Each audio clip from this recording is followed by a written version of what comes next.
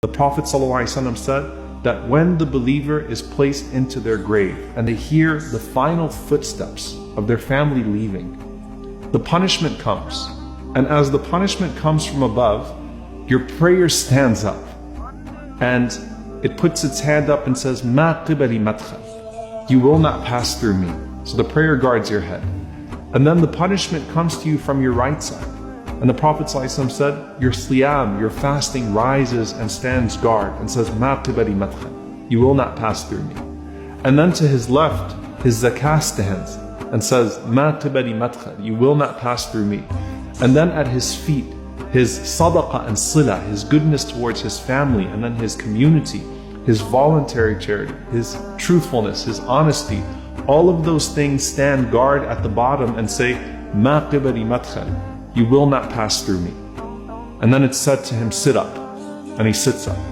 The Prophet ﷺ said that the sun is made to appear to him as if it's about to set. Yani it's almost Maghrib. It's about to be Maghrib. So the believer is accustomed to what?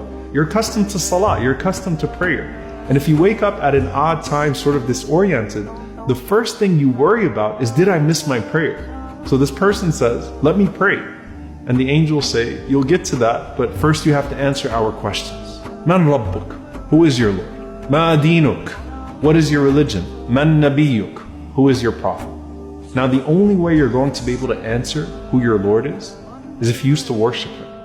And the only way you're going to be able to answer what your religion is if you actually used to practice it. And the only way you're going to be able to answer who your prophet is, sallallahu alaihi wasallam, is if you used to actually follow him. And if you answer right, a voice cries out from the heavens and says, "Sadaqa abdi, my slave has spoken the truth." And subhanAllah, in one hadith, the Prophet ﷺ said that those two angels that were first frightening, they say to you after you answer the questions correctly, "Kunna na'lamu annaka taqulu hadha." You know, we knew you were going to say that. We knew you were going to answer these questions right. And Allah subhanahu wa ta'ala then calls out, supply him with the furnishings from Jannah. Clothe him from the clothes of paradise.